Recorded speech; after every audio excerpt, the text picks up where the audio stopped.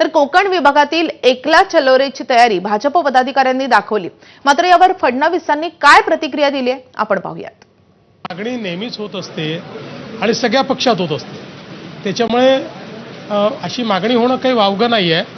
पण आम्ही त्यांना हे सांगितलेलं आहे की आपल्याला भविष्याचा विचार करून या ठिकाणी काम करायचं आहे। त्यामुळे जिथे युती शक्य आहे तिथे युती करून आपण पुढे गेलो तर आपल्याला त्याचा फायदा हा होईल की आपले जे विरोधक आहेत त्यांच्याकरता आपल्याला काही स्पेस ठेवणार नाही आणि आपल्या महायुतीला त्याचा फायदा होईल। ठाण्यामध्ये एकनाथ शिंदे आणि गणेश नाईकांमध्ये दरी वाढत असल्याचं चित्र आहे। यावर ठाणे महापालिकेवरून मुख्यमंत्र्यांनी काय भूमिका घेतली आहे ते देखील पाहूयात।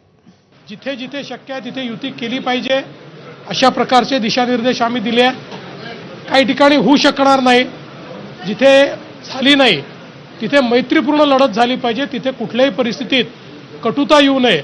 समजा एखाद्या ठिकाणी अशा प्रकारची युती झाली नाही तरीही कठोर टीका, टोकाची टीका ही कोणी करू नये।